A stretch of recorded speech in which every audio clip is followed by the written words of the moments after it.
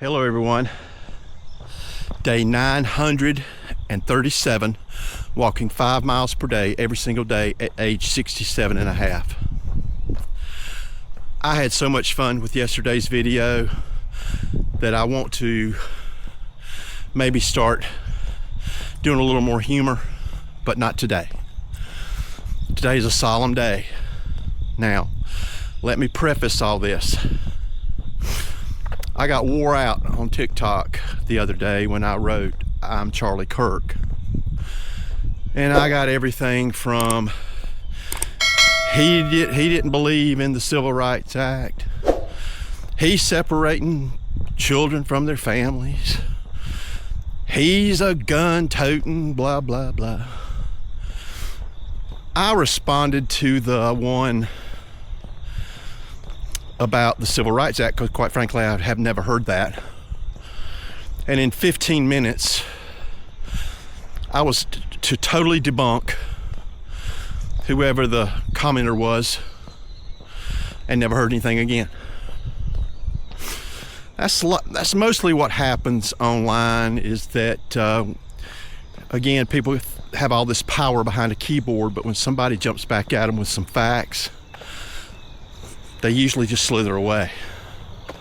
Now, when I say slither, there are some bad actors out there. You're gonna see them today in Arizona. I mean, they've erected a fence all the way around that stadium because of all these crazy people. Now, they're crazy because they've sold their soul to someone for a paycheck. These people are being paid to do this. People on TikTok, probably not so much. I think a lot of them are just angry and misinformed because they're listening to the wrong sources. They've probably never sat down and listened to a full-length Charlie Kirk video. Instead of jumping on TikTok and blasting me because he wanted to do away with the Civil Rights Act, wouldn't it be prudent to at least Google Charlie Kirk Civil Rights Act?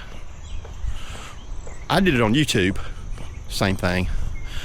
And I had my answer, again, like I said, in about 15 minutes.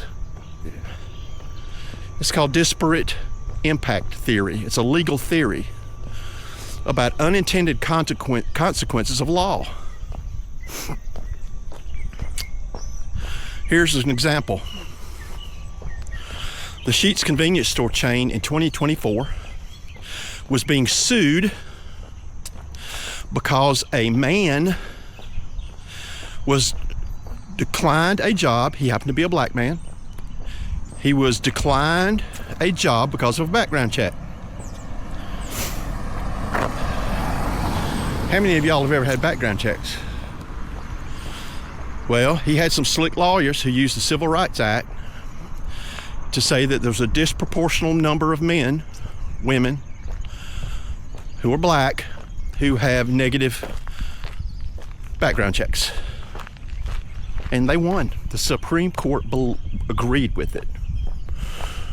That's a problem, folks. That's a problem. But anyway, that is what Charlie Kirk was saying, is that there's, with a law that sweeping and that broad in 1964, which had 0 Democrat votes, Google it.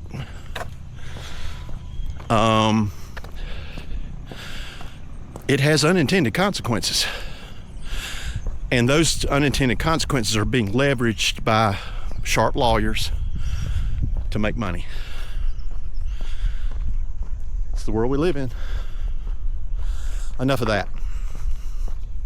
Today is going to be a solemn day for most of us. It's going to be a riot day for the rest. And that's unfortunate. But I'm not going to worry about these rioters. I think the DOJ and Arizona will probably take care of it.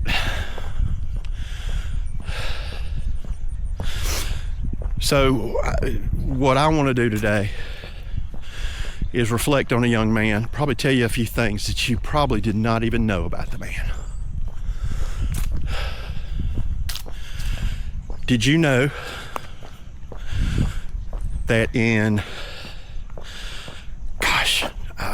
well, he was 14, so I'd had to reverse engineer it, but when he was 14 years old,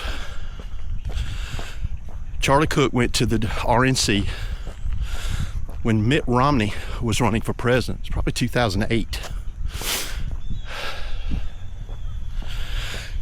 And he walked that floor at 14 years old, asking for trying to find donors for Turning Point USA. How many 14-year-olds you know that would do that?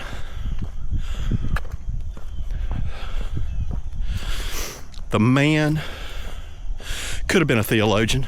In fact, I think he was a theologian. He just didn't have a traditional church. College campuses were his church. That microphone was his church. And he was very, very good at it. He could debate anyone, anytime, pretty much about any subject, fearlessly. Folks, that's why he was killed. He was fearless. He was only 31 years old, so he couldn't run for office yet. But he would one day. Think he would have won? I think so. So, for all of you patriots out there, for all of you sane people who aren't celebrating his assassination and who are going to be in prayer today for his wife and his 2 children and our country, I say this. Well done, my good and faithful servant. No other person in modern history has done more to try to bring people to Christ and educate them on what's happening in this country at the same time. In fact, I don't know of anybody that's done it. Martin Luther King was a civil rights activist, but I don't know that his mission was to bring people to Christ. I may be wrong, and forgive me if I'm wrong on that.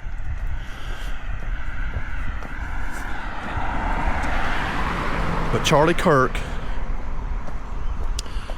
because he was literally on the right, was murdered. If Charlie Kirk had been on the left,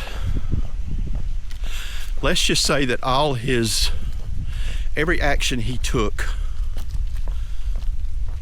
was the same on the biblical side, but his political leanings were more left and away from Trump. You think he'd be alive today? No question. That's where we are as a country. You're either left or you're going to be canceled or killed. And that's unfortunate, because as I've said 3 times already, this is the Yamamoto moment for the left, and they don't even see it. That's because they're ignorant. Look at the leadership of the left here for a minute. They're talking about AOC running for president. Do you know, I think this is her 3rd term. Do you know that 6 years ago, 8 years ago, whatever, she was a bartender. No political aspirations whatsoever. Well, the powers that be on the left saw an opening with a very old white guy, leftist congressman who needed to go. They wanted some young blood in the system. So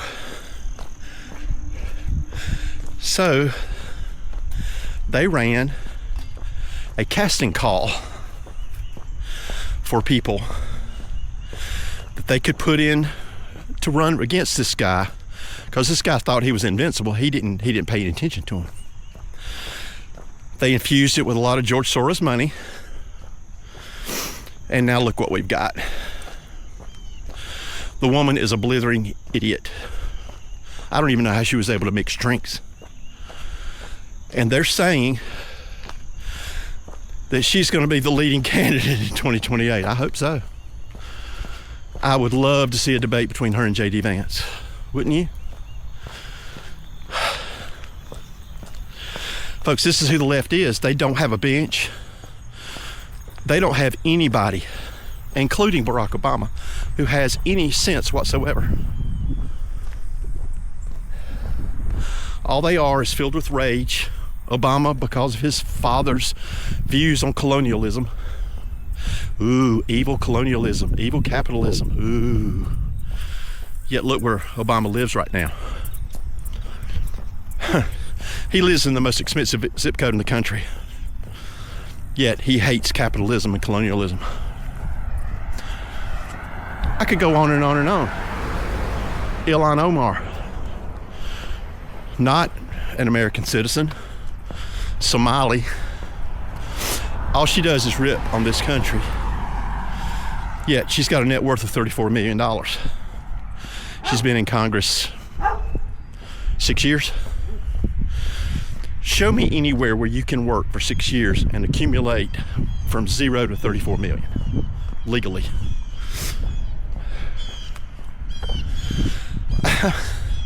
I could do a video a day from now till the end of the year on the hypocrisy, on the ignorance, on just the flat out stupidity of the people on the left.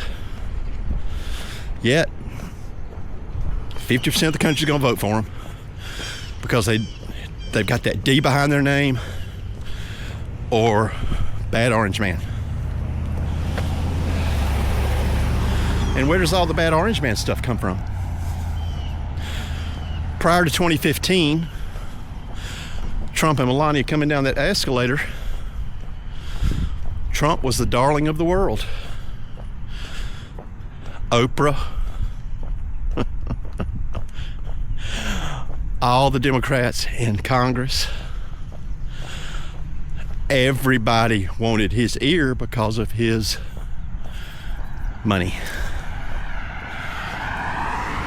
That's what this is all about, folks. Both sides, come on. It's all about money and power. Let's just go on and get into immigration. I didn't get into it on TikTok. Let's just get into it here. I've got a niece who married a young man from the Dominican Republic. It took him years to do it the right way. There are millions upon millions upon millions of people who have done it the right way that are not okay with what's going on in illegal immigration. You just don't hear about them because the press doesn't want you to know about them. They don't want you to know that they are losing African American votes, that they are losing Asian votes, that they are losing the Hispanic vote. Folks, they're losing big time. And since Charlie Kirk's assassination, it has been on hyperdrive. They're losing the youth vote by the thousands every day. They cannot win.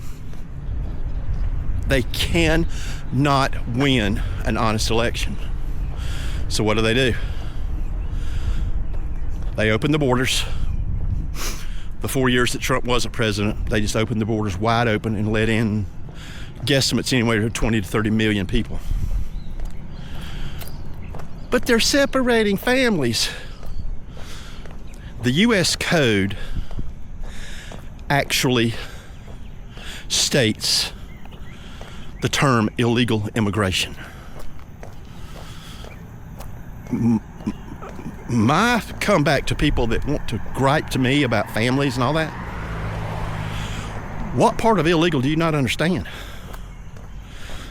It's illegal to speed, you get a speeding ticket. It's illegal to murder people, you go to jail or you are executed. It's illegal to cross over this border, just walk across the border without going through the process. Well, that's just not fair. Well, yes, it is. Because who are all these people? Venezuela's already dumping thousands and thousands of people out of their prisons. Do you think these people are going to come here and open an ice cream shop? No, they're going to come here and they're going to rape and pillage, which is what they're doing. Not anymore. So quite frankly, I just don't want to hear that argument anymore. It's old, it's played, and I'm not even going on the guns. I'm not going on the guns because it's a lame argument. The Supreme Court is not going to go and dismantle the Second Amendment. It'll never happen unless the left packs the court.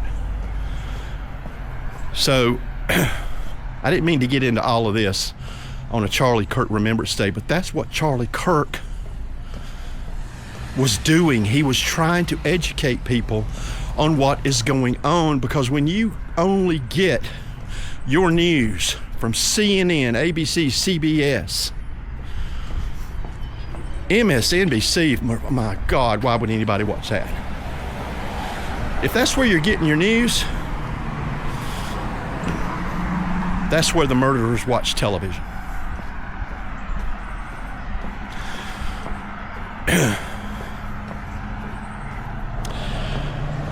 Charlie Kirk's going to be laid to rest today. His beautiful wife and two children were going to be there.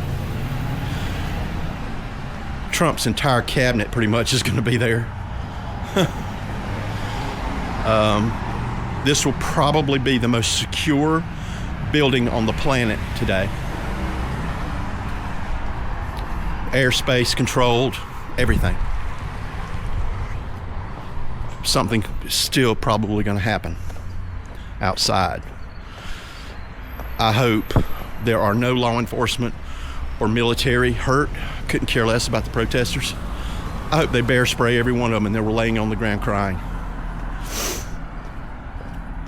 No one should be protesting a man's death. No one should be protesting his funeral. And if you're so inclined, I'm just going to say it, there's a special place in hell for you. If you are celebrating Charlie Kirk's death still, and if you spend the money, well, you're not spending the money, you're taking the money from someone who's wanting you to go out there and agitate to try to change people's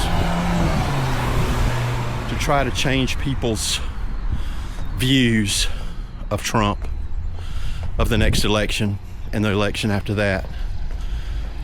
That's what all this is about, folks. They're running scared. All they got left is fear and intimidation. And they just don't understand. This is the Yamamoto day. They have no idea what they've done by doing this. They're going to find out. Here in the South, you have no idea who's packing. You should just assume that everyone is, because most everyone is. So if you think you're man enough to just go and slap somebody up upside the head here, you better be ready. So God be with Erica and the two children. God be with this country today. I hope at some point my anger and the anger of millions and millions and millions of people for this senseless death, I hope that anger will go away. Not there yet. But Be with everybody there today. Keep everybody safe. And know that we are the greatest experiment that the world has ever known. And we will always be the greatest experiment the world has ever known. Keep your hand upon us and make us whole again. Y'all have a great day. Godspeed. Peace.